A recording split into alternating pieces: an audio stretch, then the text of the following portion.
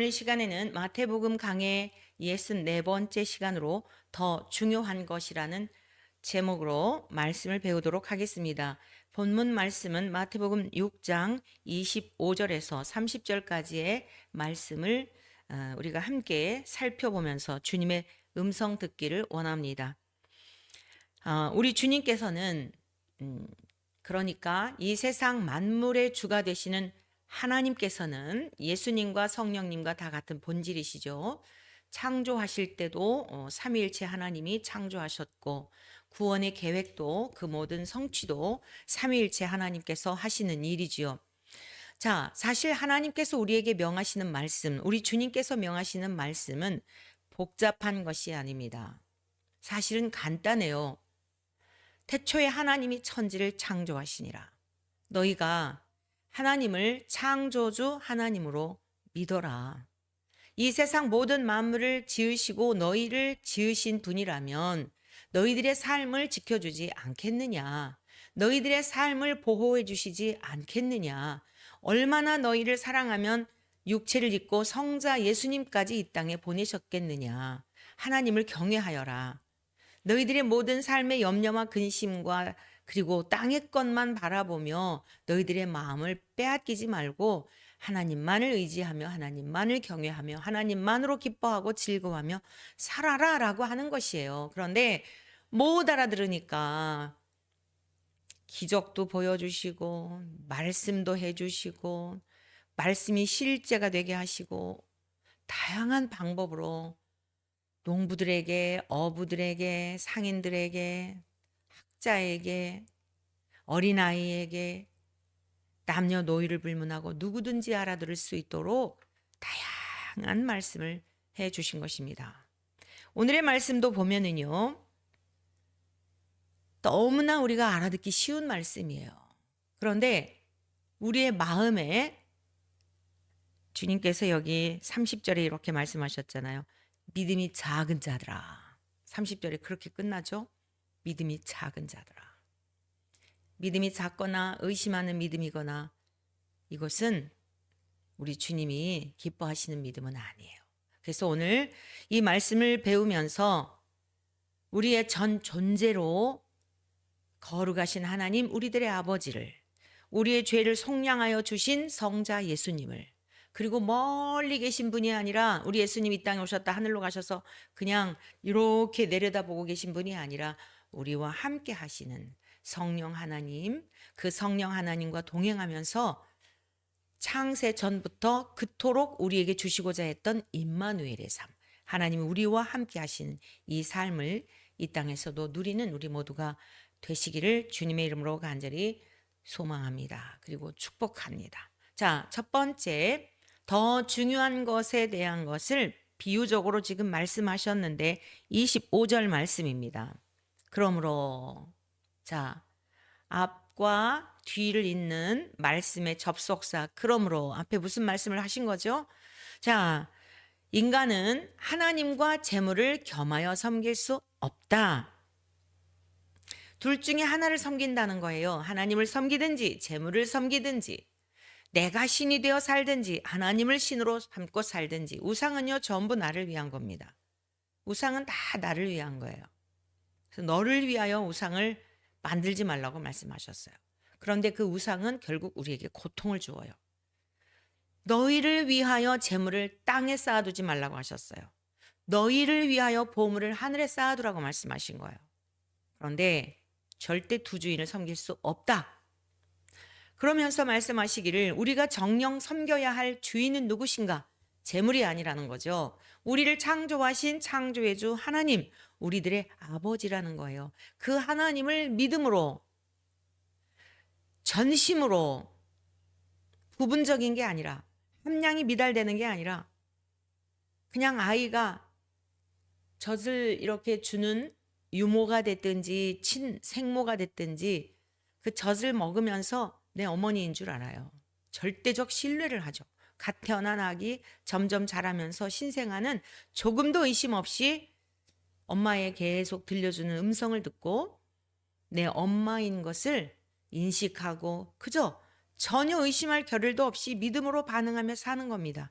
우리 모든 인류가 부모님과 자녀의 관계 속에서 그렇게 지금 살아내고 있는 거예요.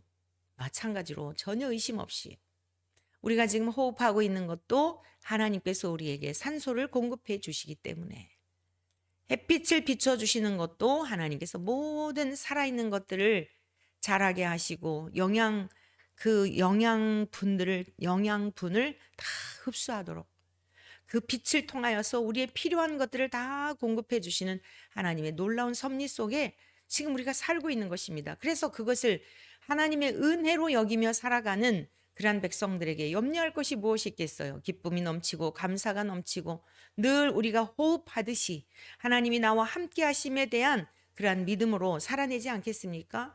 뿐만 아니라 가만히 생각하여 보니 선한 게 하나도 없단 말입니다. 어느 순간 가만히 생각하여 보니 선한 게 하나도 없는데 나 같은 인생을 위하여 우리 주 예수님을 보내주신 것을 생각하니 너무도 감사한 거예요. 우리 인생을 다 걸게 하지 않겠어요? 그 사실이 믿어질 때. 25절 뭐라고 말씀하셨습니까? 그러므로 내가 너희에게 이르노니 목숨을 위하여 무엇을 먹을까 무엇을 마실까 몸을 위하여 무엇을 입을까 염려하지 말라. 목숨이 음식보다 중하지 아니하며 몸이 의복보다 중하지 아니하냐? 물을 마시는 이유는 무엇 때문입니까? 우리의 몸을 위한 거예요. 우리 목숨이 끝나면 물도 먹을 이유가 없어요. 마실 이유가 없어요. 목숨이 붙어 있기 때문에 음식도 필요한 거예요. 의복이 왜 필요하죠? 우리가 입고 있는 이 의복이 필요한 것은 몸을 위해서예요. 그런데 이게 지금 전부 바뀌어진 거죠. 의복에 내 몸을 맞춰요. 의복을 위해서 내 몸이 있다? 말이 됩니까? 옷은 낡아지게 되어 있어요. 주님이 이 말씀을 하실 때 얼마나 우리네 인생들이 믿지 못하는지에 대한 주님의 안타까운 마음도 읽어낼 수 있기를 축복합니다. 몸이 의복보다 중요하지 않느냐. 의복을 위해서 몸이 있는 게 아니라 몸을 위해서 의복이 있는 거 아니냐. 음식이 왜 필요하냐. 너희들의 목숨, 너희들의 육체의 생명을 유지하기 위하여 음식이 필요한 것이 아니겠느냐. 몸이 더 중요한 것이다. 두 번째는 새와 인간을 비교하시며 말씀하셨어요. 26절 보실까요? 공중의 새를 보라. 심지도 아니하고 심지도 않고 거두지도 않고 창고에 모아 들이지도 아니하되 너희 하늘 아버지께서 기르시나니. 여러분, 하늘에 나는 새를 농부가 기르는 것 같으세요? 농부가 벽실을 뿌려놓았기 때문에 그거 먹고 자란다 생각하시나요? 그러면 농부가 그 벼 이삭을 거두게 되는, 농부가 수고를 하여 벼 이삭을 거두는 건 사실입니다. 그런데 농부가 수고하였다고 해서 반드시 결실이 있는 건 아니에요. 비가 오지 않으면, 햇빛을 하나님이 비춰주시지 아니하며, 공기를 주시지 아니하면, 때를 따라 이른 비와 늦은 비를 주시지 아니하면 아무리 농부가 수고하여도 결실할 수 없는 것입니다. 공중의 새, 심지도 않고 거두었다가 창고에 모았다가 그걸 모이로 먹는 것도 아니라는 겁니다. 그런데 저와 여러분들의 하늘 아버지, 온 우주 만물을 통치하시는 하나님, 하늘 아버지라고 할 때는 그런 개념이에요. 통치적 개념. 이 세상 모든 만물을 통치하시는 하늘 아버지께서 그 길에 있는 새들 무엇인가 열심히 쪼아 먹고 있잖아요. 하나님이 기르신다는 거예요. 새들 보십시오. 얼마나 부지런한지. 하루 동안의 먹이를 위해서, 하루 동안에 살아야 할 그 목숨을 위해서 얼마나 부지런히 찾고 있습니까? 저와 여러분들은 영원한 생명을 얻기 위해서 얼마나 열심히 하나님의 말씀을 통하여 깨닫기를 바라고 영이 살기 위하여, 영이 자라기 위하여, 그리스도의 분량에 이르도록, 장성한 분량에 이르도록 우리가 얼마나 하나님의 말씀 앞에 가까이 가는지를 돌아본다면 미물들을 보면서도 사실 부끄러워요. 자, 하늘 아버지께서 새도 기르시는데 하물며 저와 여러분들은 이 새보다 더 귀하지 않냐는 거예요. 어느 정도로 우리가 귀하죠? 우리가 죄인 되었을 때에, 우리가 하나님을 알지도 못할 때에, 우리가 하나님과 원수지간일 때에, 하나님과 우리의 사이에 죄악의 담이 가로막혀 있어 우리가 하나님께로 나아갈 수 없을 때에 하나님은, 아니 우리가 태어나기도 전에, 아니 우리가 태어날 상상도 할 수 없었을 때, 아니 세상이 짓기 전부터, 창세전부터 하나님께서 성자 예수님을 보내셔서 예수 그리스도 안에서 우리를 택하심으로 하나님의 자녀가 되는, 그래서 하늘의 신령한 복을 우리에게 주시어서 하늘에 속한 신령한 복을 주실 뿐만 아니라 하나님 나라의 상속자로 그 기업을 이어받을 자가 되게 하시려는 이러한 계획을 세상을 창조하시기 전부터 세우셨다는 거예요. 그런데 어떻게? 심지도 않고 모아들이지도 않고 창고에 쌓아놓지도 않는 새를 하나님이 매일매일마다 먹이시는데, 그렇게 사랑한 우리들을 하나님이 먹이시지 않고 키우시지 않고 길러주시지 않고 도와주시지 않고 어찌 그리할 수 있겠느냐는 것입니다. 사랑하는 하늘 가족 여러분, 우리가 이 아침마다 아침 방송을 들으면서 하나님을 향한 신뢰가, 절대적인 신뢰가 세상의 어떤 것으로도 끊을 수 없는 하나님과 여러분과, 하나님과 나 자신과 여러분 자신과의 관계가 형성될 수 있기를 축복합니다. 충만한 하나님의 은혜가 우리의 전 존재를 사로잡아서 그것으로 충분한, 그것으로 충만한 삶을 살아낼 수 있기를 축복합니다. 믿음이 작은 자들은 책망하시고 탄식하셨습니다. 큰 믿음을 원하시는 겁니다. 아니, 온전한 믿음, 사실 그대로를 믿는 믿음, 진리대로 믿는 믿음, 이 믿음을 기뻐하시는 것입니다.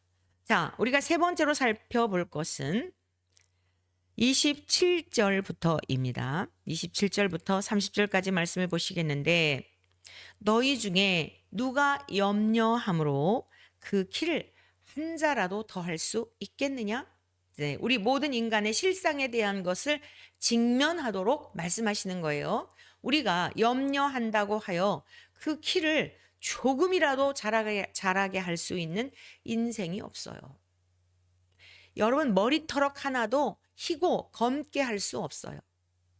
물론 염색할 수 있죠. 뭐 코팅도 하고 그러죠. 며칠 안 가면 그 뿌리 깊이 박혀 있는 그 염색체가 변질이 된 본래적인 머리의 색깔이 달라진 흰머리가 뾰족 나오는 걸 누가 바꿀 수 있겠습니까? 그것을 말씀하시는 거예요.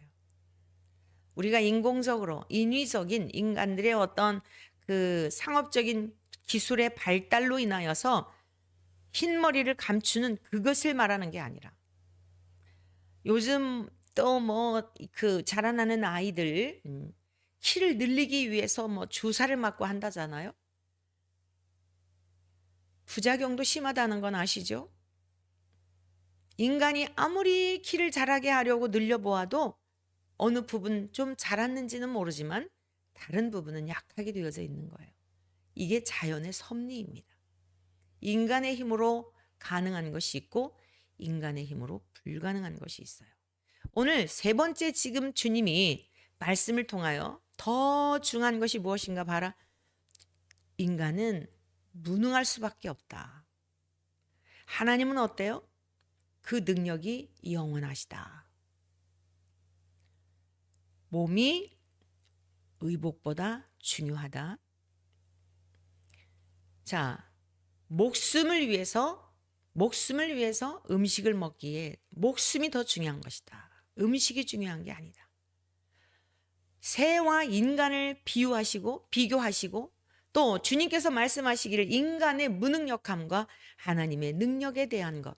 그러면 너희들이 무엇을 의지해야 되겠느냐? 더 중요한 것이 무엇이겠느냐? 누구의 말씀을 따라야 되겠느냐? 인간의 사상이나 철학을 따라야 되겠느냐? 세상에 발전되어져 가는 여러 가지의 과학에 너희들이 마음이 빼앗겨서 그것을 신으로 삼고 살겠느냐? 여러분, 지금 인공지능의 발달이 대단하죠.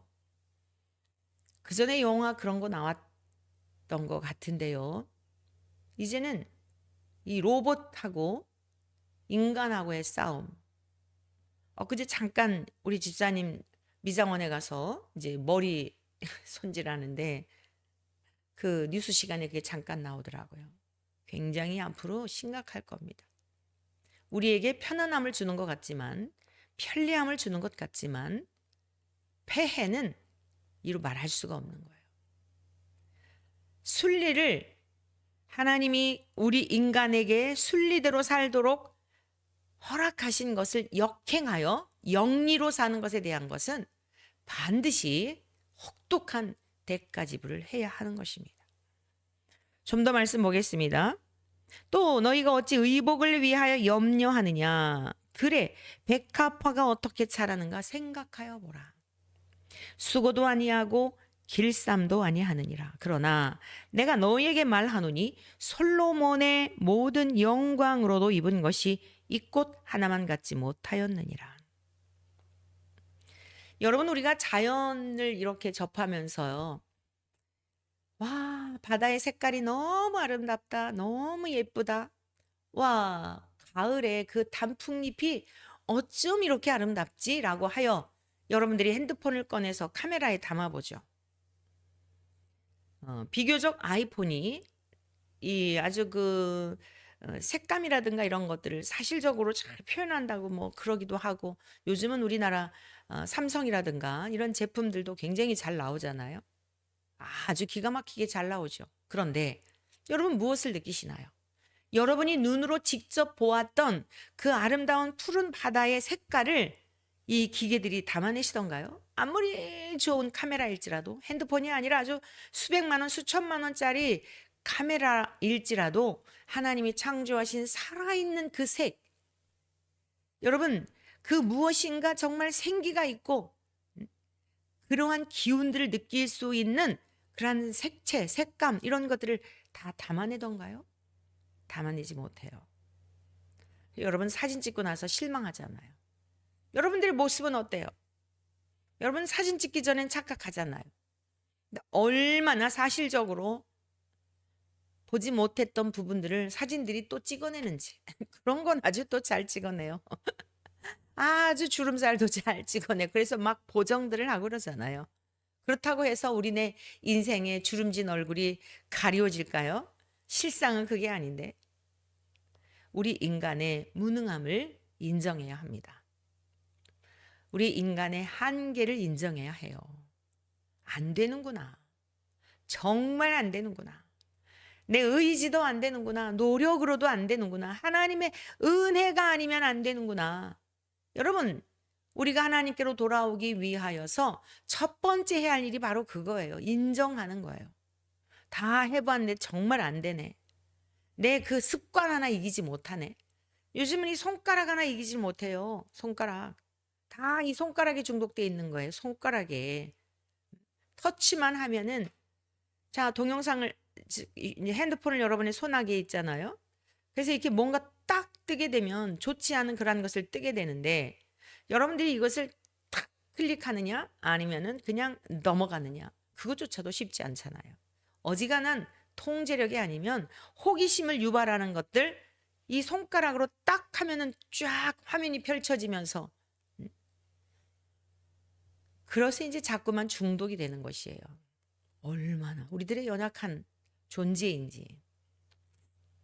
아침에 일어나자마자 하나님 앞에 귀한 시간, 무익한 것에 중독되지 않도록, 마음을 빼앗기고 시간을 빼앗기지 않도록 다스려 주십시오. 꼭 기도해야 하는 시대에 살고 있어요.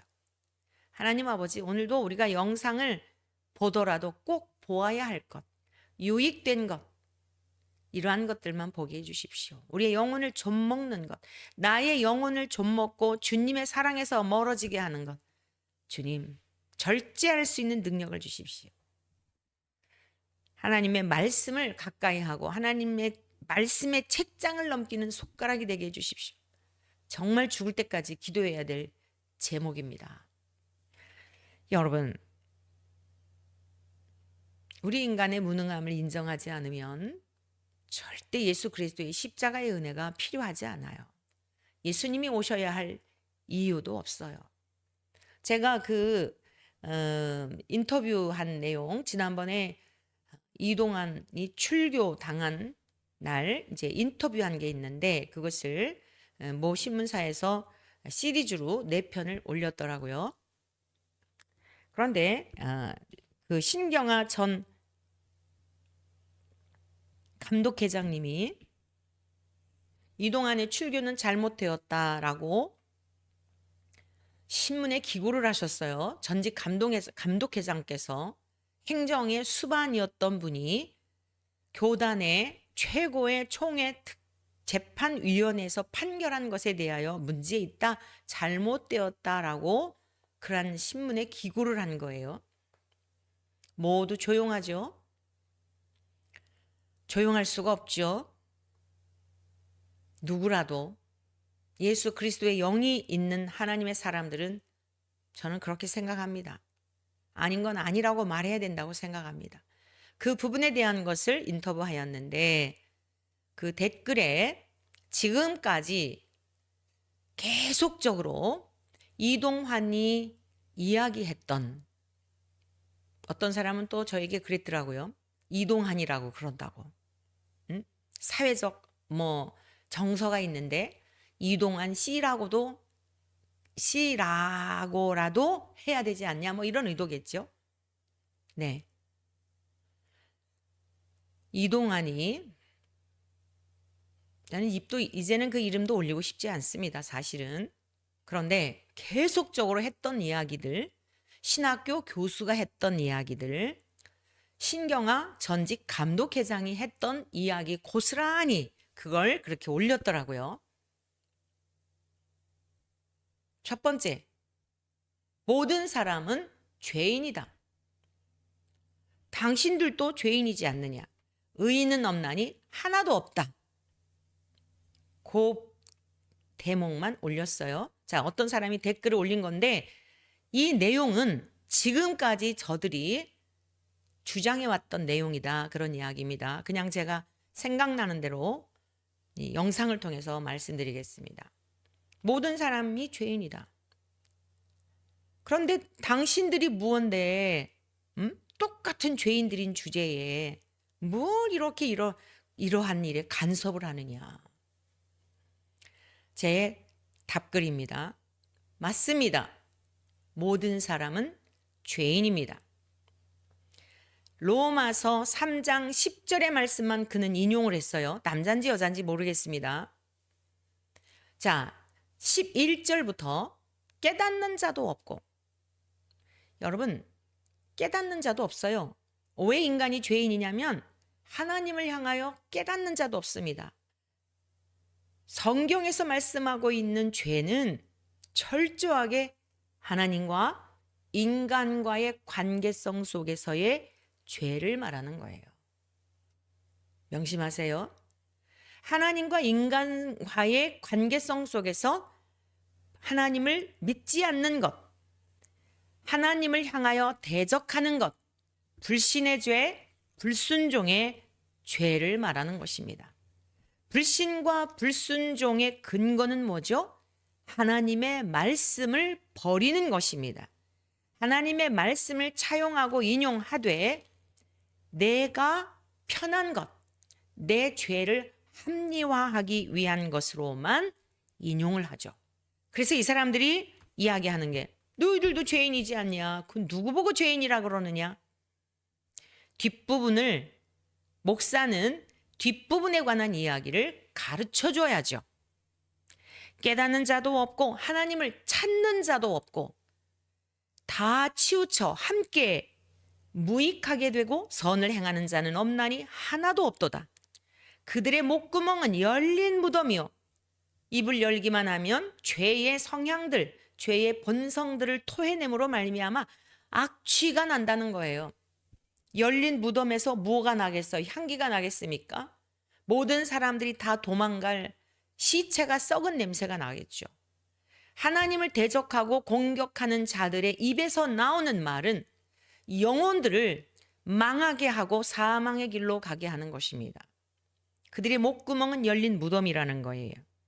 그 혀로는 속임을 일삼으며 입술에는 독이 가득하고.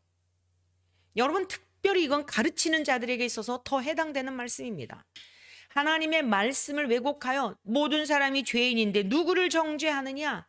그러면서 가늠한 여인도 정죄하지 않는다고 하셨다.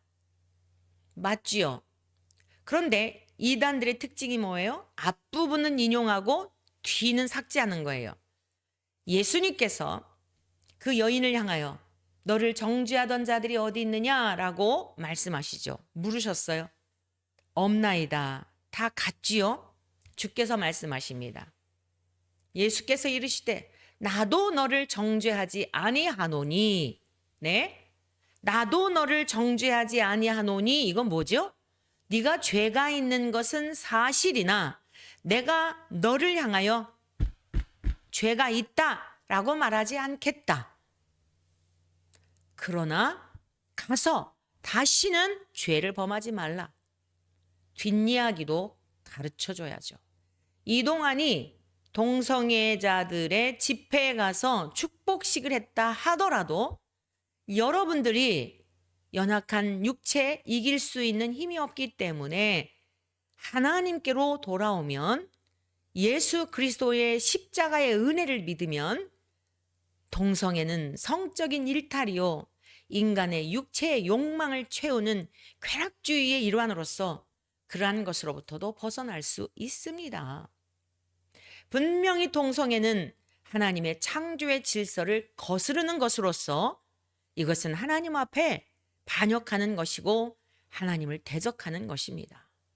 이것은 바로 죄입니다. 모든 사람이 죄 가운데 태어났기 때문에 여러분들은 동성애에 빠져서 그 분야에, 그 부분에 죄를 짓고 있는 것이고, 어떤 사람은 도둑질하는 것으로, 어떤 사람은 정상적인 가정생활을 하면서 간음하는 것으로, 어떤 사람은 사기치는 것으로, 어떤 사람은 마약을 하는 것으로, 어떤 사람은 알코올 중독에, 도박 중독에 빠져 살고 있는데 이 모든 것들은 다 버리고 하나님께로 돌아와야 합니다.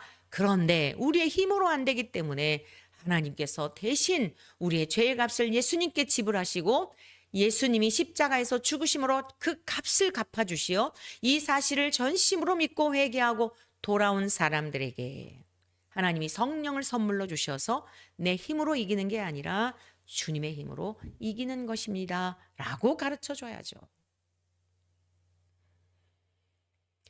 또한 당신들이 무엇이길래 당신들을 언제 하나님이 입법자로 세웠냐, 재판관으로 세웠냐, 이게 신경화 감독회장이 하는 얘기예요. 전직 감독회장이. 아니 언제 당신들을 입법자로 세웠냐, 재판관으로 세웠냐, 당신들이 무엇길래 사랑해야 할 의무만 있지 그걸 판결을 하느냐. 여러분, 감독회장이었다고 하여 천국에 가는 거 아닙니다. 목사라고 하여 가는 것 아니에요. 장로 권사이기 때문에 가는 게 아닙니다. 예수 그리스도를 믿어야 천국에 갑니다. 예수 그리스도를 믿는다는 것은 말씀 그대로를 믿는 것입니다. 제가 거기에 대한 답변을 마태복음 첫 번째는 구약의 근거를 하였습니다. 첫 번째, 우리가 심판을 하는 게 아니라 하나님의 말씀에 순종하는 것이다 라고 답변을 했어요. 성경적인 근거, 구약의 근거, 아가서 1장 14절의 말씀에 보면 포도원을 허는 작은 여우를 잡으라고 하였습니다. 자, 포도원, 교회죠.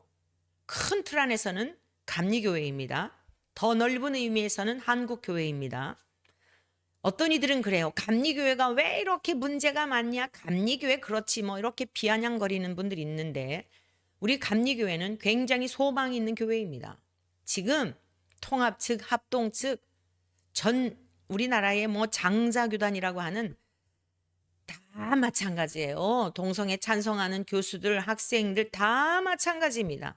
우리 감리교회는 그래도 정말 정직하고 깨끗한 양심으로 믿으려고 하기 때문에 그게 웨슬리로부터 물려받은 전통이에요. 아니, 초대교회적 전통이에요. 그 전통을 따르고 있기 때문에 아닌 건 아니다라고 하고, 그래서 이렇게 이제 SNS라든가 여론이라든가 이런 것들이 드러나니까 그런 거지, 은밀한 데서 지금 드러내지 않고 치리하지 않고 한 타 교단의 문제들 굉장히 많습니다. 우리 감리교회가 소망이 있는 것은 청소하는 시간이에요. 영적으로 우리 주님께서 성령님을 통하여 하나님 아버지께서 지금 일하고 계신 시간들이기 때문에 굉장히 소망이 있습니다. 누가 뭐라고 해도 우리 감리교회의 전통은 성경적이고 초대교회의 전통을 따르고, 루터가 종교개혁을 했던 그 중심, 오직 의인은 믿음으로 말미암아 산다라고 하는 그 핵심 신앙의 교리를 붙들고, 여러분 웨슬리 목사님이 그 모든 구약에서 신약의 초대교회 우리 주님의 가르침을 따랐던 사도들의 가르침과 이 성경으로 채택된 말씀을 절대적으로 믿으면서 지금까지 거의 우리나라에 들어온 지 한 140여 년 되었지요. 많은 사회적으로도 기여를 한 부분이 굉장히 많습니다.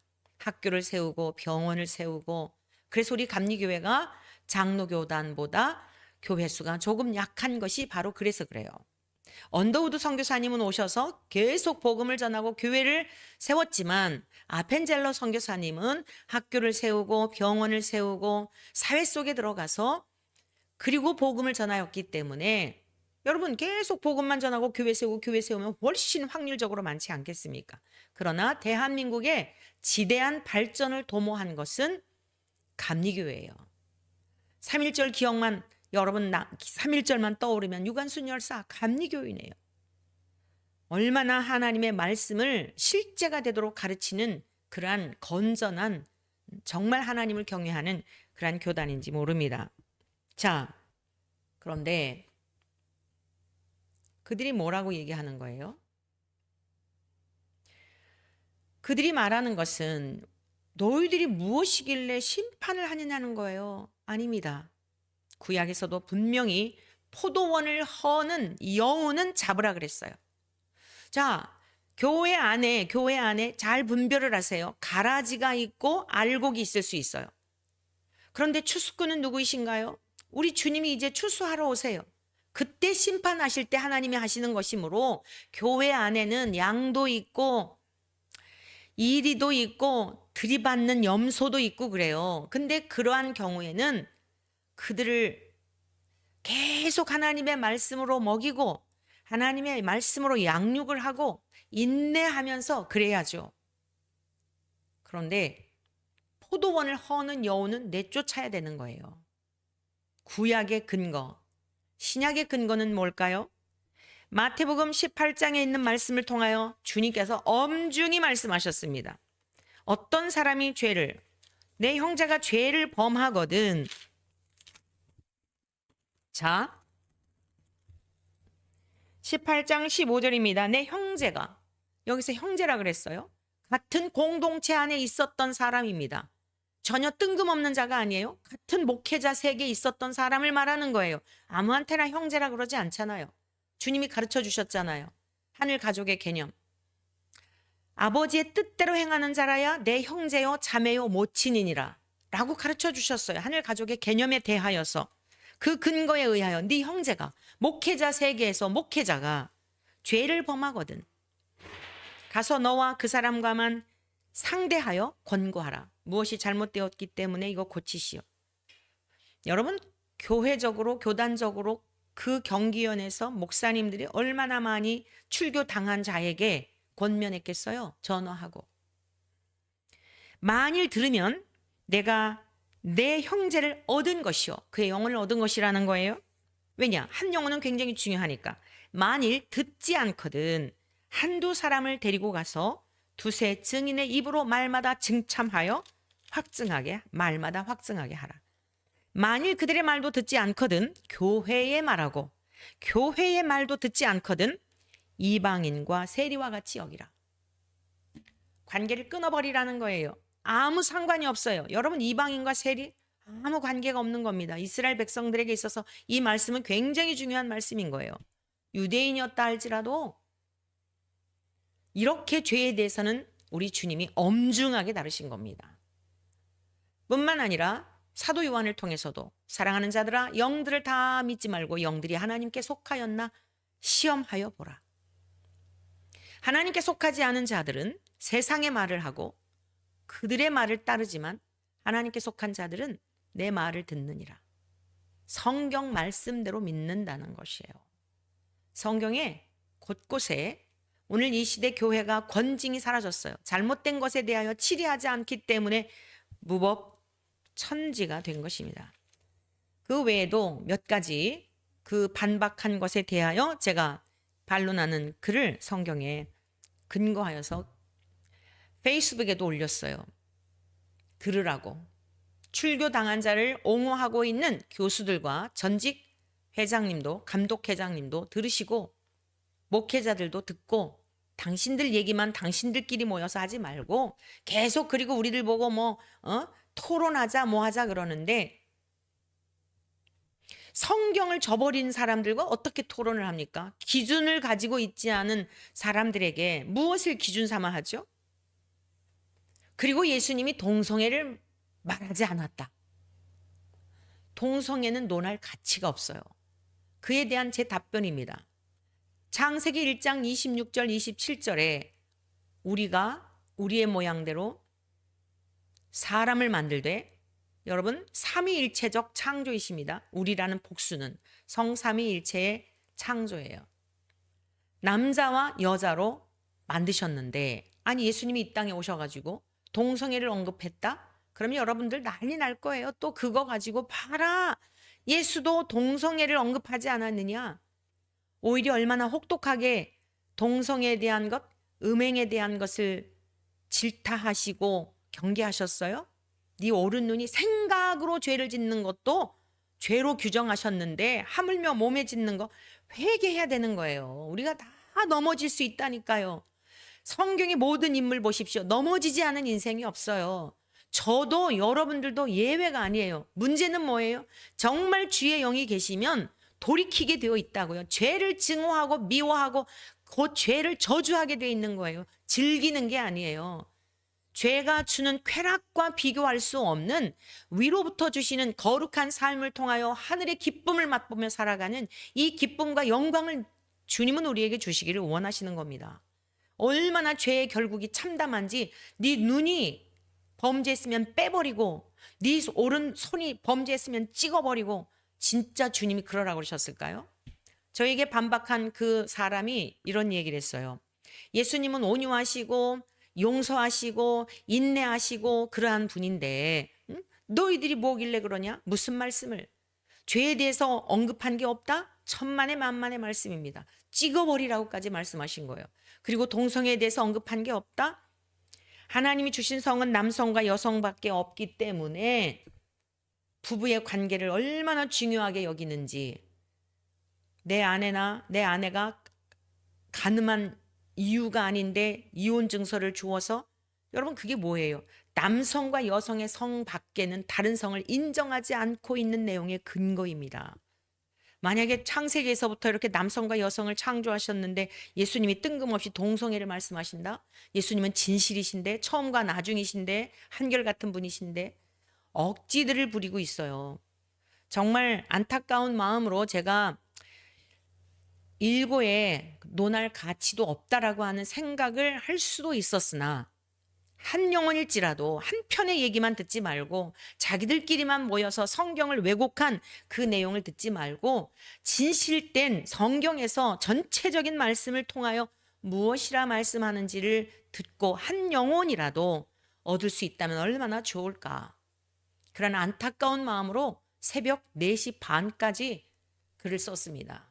그리고 댓글에도 썼고 이제 페북은 글도 다 보겠죠. 올려놓은 거예요. 다시 오늘의 말씀으로 돌아갑니다.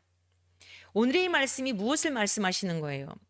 우리의 주인이 되시는 하나님이 서론에 말씀하셨듯이 우리의 삶에 더 좋은 세계로 인도하시겠다는 거예요. 육체의 쾌락에 빠져서 잠깐인 육체의 쾌락에 심취해 있다가 영원한 사망에 가는 이 모든 것 다 포함된 내용입니다.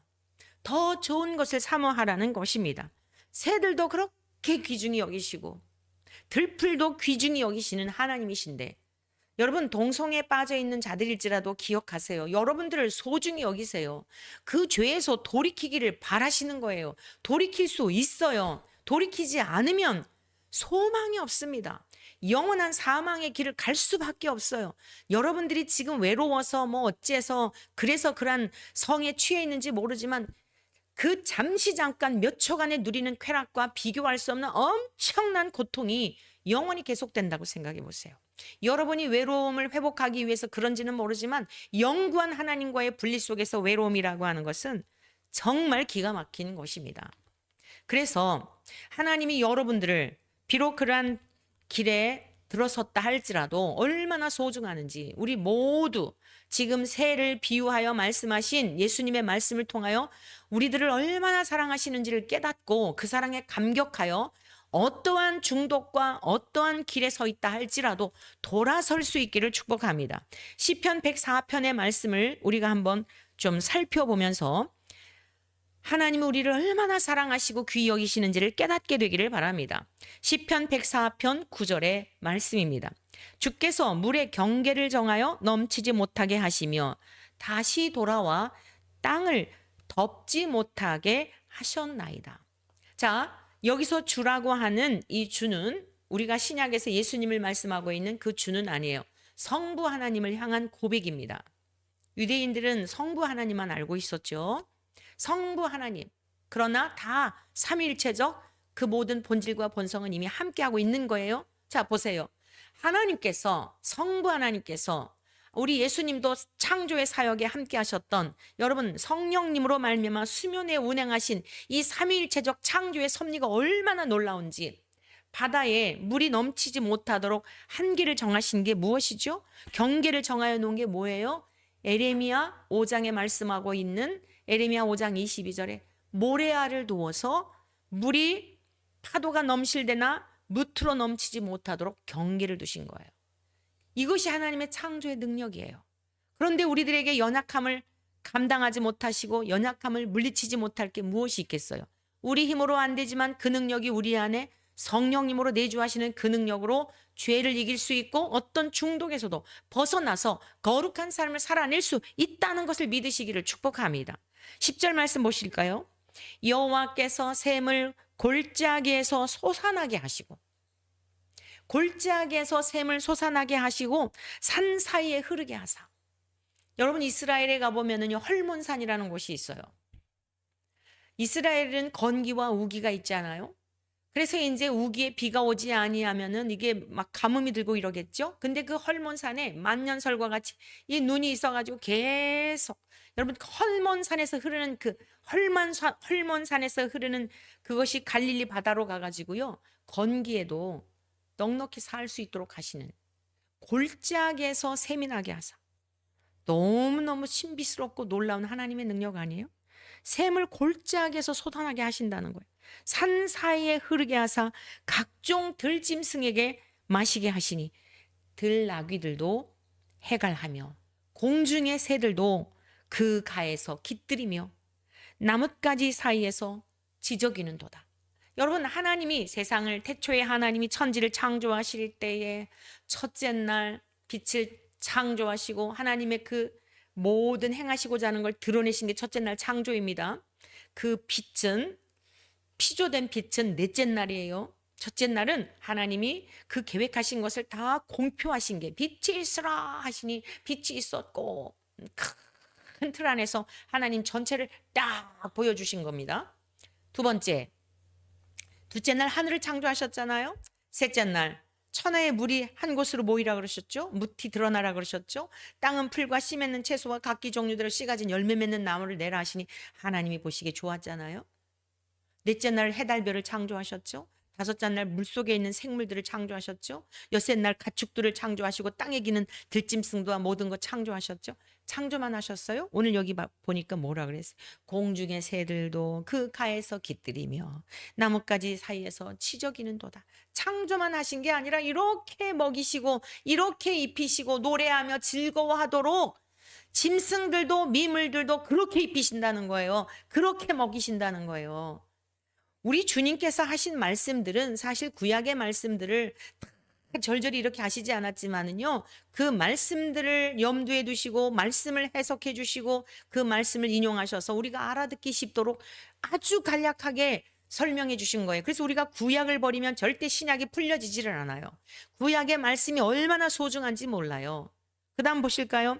그가 그의 누각에서부터 산에 물을 부어주시니 주께서 하시는 일에 결실이 땅을 만족시켜 주는도다. 그가 가축을 위한 풀과 사람을 위한 채소를 자라게 하시며 땅에서 먹을 것이 나게 하셔서 사람의 마음을 기쁘게 하는 포도주와 사람의 얼굴을 윤택하게 하는 기름과 사람의 마음을 힘있게 하는 양식을 주셨도다. 창세기 1장 여러분 창조의 사역에 대한 내용을 구체적으로 어떻게 하나님께서 기르시고 생육하고 번성하여 지금까지 온 인류가 존속할 수 있도록 그리하여 온 세계가 지금까지 이렇게 역사가 이어져 왔는지를 하나님이 지금까지도 계속해서 그때만이 아니라 구약의 시편 기자가 노래한 것만 아니라 지금까지 우리가 눈으로 보고 있잖아요. 여전히 새들도 살아있고 여전히 짐승들도 살아있고 인간들의 환경 오염으로 인하여 물속에 있는 것들이 막 그냥 너무 비참하게 죽고 아주 환경을 오염시켜서 우리들의 죄악으로 인한 거지. 얼마나 신실하시게 생육하고 번성하여 땅에 충만하라, 땅을 정복하라, 땅을 다스려라. 우리들에게 그 모든 권한을 주셨는데 사랑으로 하지 아니하고 우리의 유익을 위하고 내 어떤 편안함을 위하다 보니 하나님의 창조 질서를 다 망가뜨리고 있는 것 아니겠습니까? 그래서 하나님의 모든 피조 세계를 잘 관리해야 합니다. 우상이 되어서는 안 되지만 짐승들도 우상이 되면 안 됩니다. 잘 살피되 교훈을 얻고 하나님이 창조하신 피조물들이기 때문에 하나님 때문에 우리가 그 모든 것들을 사랑으로 다스려야 하는 것입니다. 자, 16절 말씀 여호와의 나무에는 물이 흡족하며 곧 그가 심으신 레바논 백향목들이로다. 백향목들을 통해서 성전의 나무가 그 모든 성전을 짓는데 다 사용하게 하시고 새들이 그 속에 깃들이며 학은 잣나무로 집을 삼는도다. 산에 있는 그런 백향목에서 새들이 깃들이면 얼마나 아름답습니까? 높은 산들은 사냥을 위하며 바위는 너구리의 피난처로다. 여호와께서 달로 절기를 정하시며 네, 넷째 날 하나님이 이르시되 하늘의 궁창에 광명체들이 있어 큰 광명체로 낮을 주관하게 하시고 작은 광명체로 밤을 주관하게 하시고 또 별들을 하늘에 두사 땅을 비추게 하시고 다 그 말씀이에요. 하나님의 하신 사역에 대한 것을 하나님의 선진 하나님의 사람들이 경험하여 삶 속에 경험하여 벅찬 가슴으로 이렇게 시편에 기록해 놓은 겁니다. 우리가 할 일이 뭐라고요? 뭘 먹을까 뭘 마실까 염려하는 게 아니라 일상 속에서 길을 가다가도 풀을 보면서도 어쩌면 너희들은 이렇게 하나님이 땅은 풀과 씨 맺는 채소와 여러분 식료품에 가서 과일을 살 때에도 하나님을 찬양하게 되는 거예요. 마음으로 영으로 찬양하게 되는 겁니다.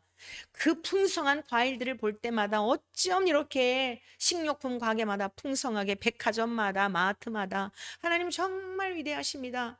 내가 사오는 것은 얼마 안 될지라도 그 감격 속에 그것을 와서 먹으면서도 감사하고 찬양하지 않겠어요? 하나님이 원하시는 게 이거라는 이야기입니다.